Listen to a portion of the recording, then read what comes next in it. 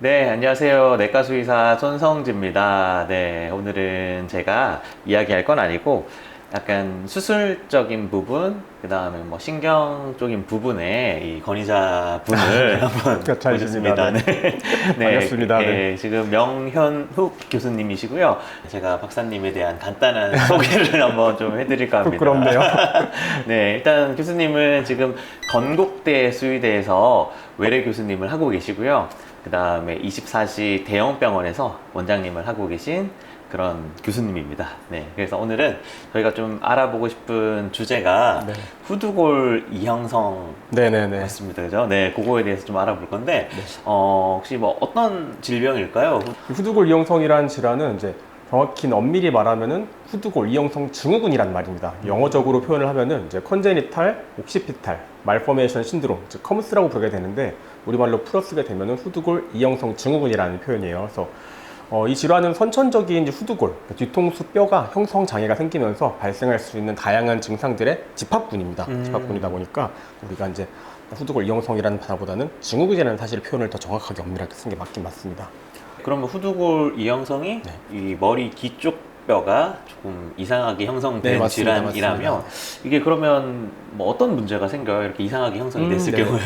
우리가 이제 머리에서 보면은 뇌 안에는 네. 그 두개골 안에는 뇌가 있는데 뇌가 이제 여러 개의 뇌로 되어 있습니다. 뭐 우리가 일반적인 사고 능력을 담당하는 뭐 대뇌도 있을 수 있고, 그다음에 특히 소뇌 같은 경우들은 운동신경을 담당하게 되는데 이 뒤통수 그 위치에 있는 게 소뇌예요. 그러니까 소뇌가 뒤통수뼈 형성 장애 때문에 눌리다 보니까 그것 때문에 운동신경 장애가 생길 수 있습니다. 그리고 또 지나치게 이제 과밀집된 소뇌가 이제 약간 바깥으로 돌출이 되면서 후두공이라고 하는 우리가 뇌에서부터 척수로 가는 구멍이 있게 되는데 거기를 막다 보니까 그것 때문에 척수도 압박을 받고 그래서 다양한 마비라던가 통증 같은 증상이 나타날 수가 있습니다. 사람에서는 이제 비슷한 키아리 증후군이라고 있어가지고 엄밀히 똑같진 않지만 상당히 유사한 형태를 보이기 때문에 우리가 이제 후두골 이형성 증후군 혹은 키아리 유사 증후군이라고도 부르고 있습니다. 저희 또 이 강아지들 같은 경우는 워낙 또 사이즈도 다르고 네. 종도 다양하니까 그럼 좀 호발 품종이라던가 혹은 맞습니다. 좀 있을 것 맞습니다. 같은데. 네.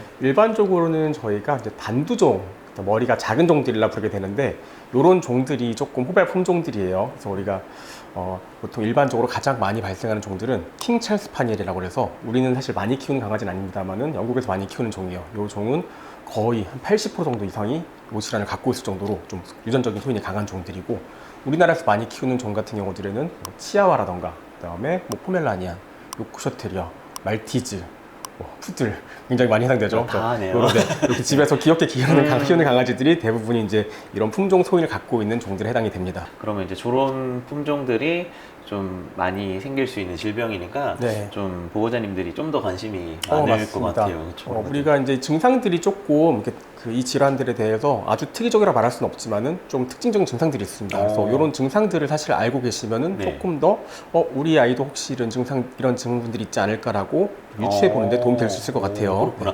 어떤 증상들이 있을까요? 그러면은 후두골 이형성 증후군이 있을 네. 때 이제 다양한 증상들이 발생하게 되는데 일반적으로는 다 신경계 증상들입니다. 그래서 이 신경계 증상이라는 것들은 단순히 통증이 들 수도 있고 혹은 약간 감각의 마비가 될 수도 있고, 그러면 아주 심해진 경우들은 발작이 될 수도 있을 텐데 조금 세부적으로 본다면은 초기에는 보통 통증 증상들이 일반적입니다. 그래서 우리가 이제 목 디스크가 있는 분들 보면은 목 뒤가 약간 뻐근한 증상들이 있죠. 네. 네, 비슷하게 척수 공동증 자체는 척수대에서 물주머니가 생겨서 척수 신경을 누르는 거다 보니까 사실 증상 자체가 디스크 증상이랑 아주 유사합니다. 그래서 우리처럼 강아지들이 목 뒤를 잡고 있지 못하다 보니까 그렇죠. 주물하지 못하다 보니까 네. 약간 팬텀 스크래칭이라고 그래서 실제로 목 아무것도 없는데 관상통이 생기다 보니까 자꾸 목을 긁으라는 증상들, 아니면 특정 자세를 취했을 때 약간 찌릿한 증상 때문에 깍 소리를 지른다던가 이런 식의 이제 통증 반응들이 좀 메인도로 생길 수 있고요. 그다음에 좀 더 심해지게 된다면은 신경계 반응들이 떨어지게 되는데 우리가 목 디스크 환자들이 좀 심하게 증상이 진행된 다음에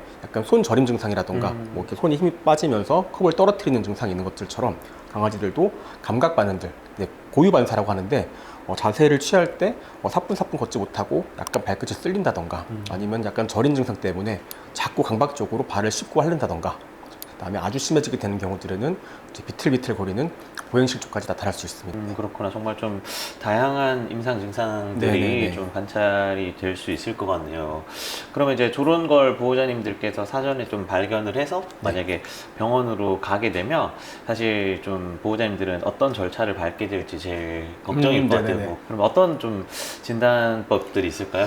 저희가 이제 뭐 농담처럼 관상은 과학이라고도 하죠. 네. 아, 그죠. 네. 아까 제가 이제 호발 품종들 말씀드리면서 네네네. 단두종들을 말씀드렸었는데 실질적으로 이제 저희가 사실 경험이 좀 많다 봐서 그런지 모르겠지만은 관상을 보면은 이 친구는 조금 의심이 되는데 라는 경우들이 있어요. 그래서 눈사가 약간 멀다거나 그다음에 머질이라 부르는 코끝에서부터 눈까지 거리에 대비했을 때 뒤통수 부분이까지의 거리, 그러니까 지금 우리가 두개골이라 부를 수 있는 부분이 확연히 짧다거나 이런 이제 머리가 작은 종들이 사실은 좀 굉장히 좀 의심할 수 있는 종들이고, 그다음에 추가적으로 사실 관상 부분은 이제 조금 이제 의심할 수 있는 소인들이지만은 우리가 실질적으로 이 증후군들이 이런 후두골 이형성 장애가 있는지 확인하는 방법들은 보통 MRI 촬영입니다.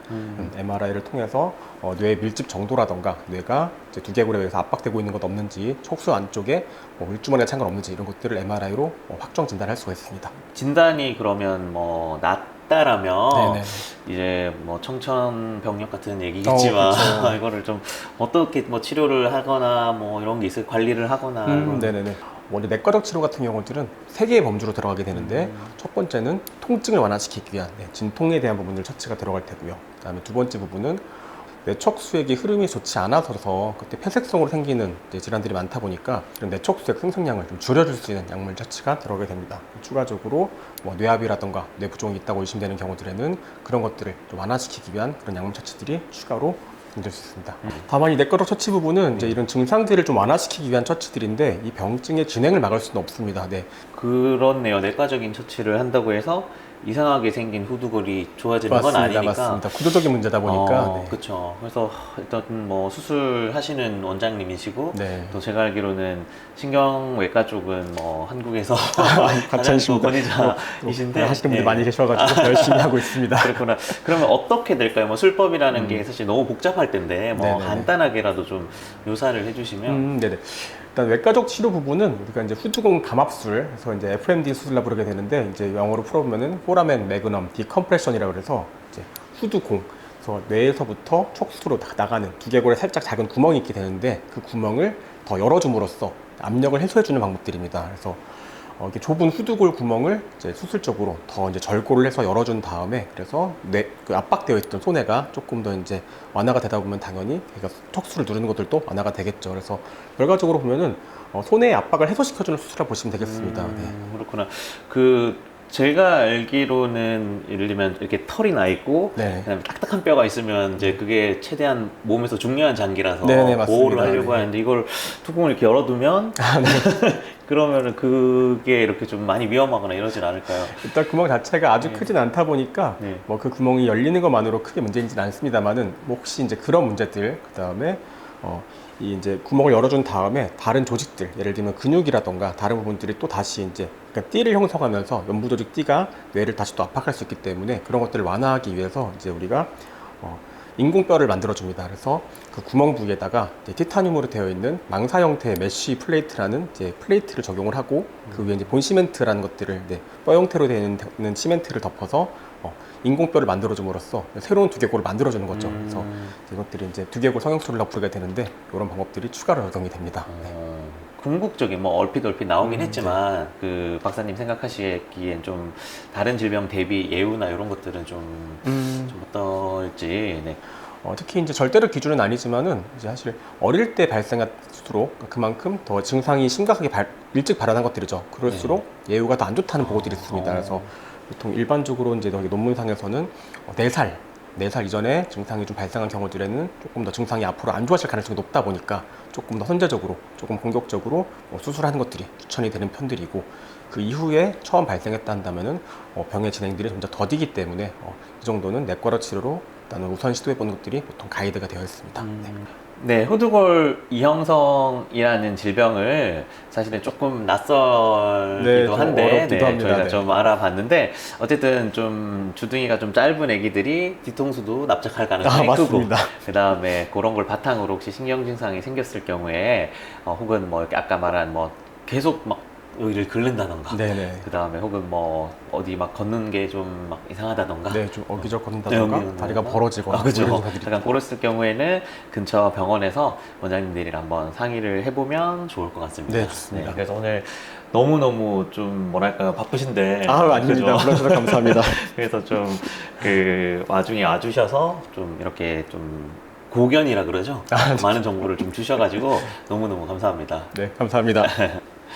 네, 지금까지 내과수의사 손성지 그리고 외과 수의사 명현욱이었습니다. 네, 감사합니다. 감사합니다.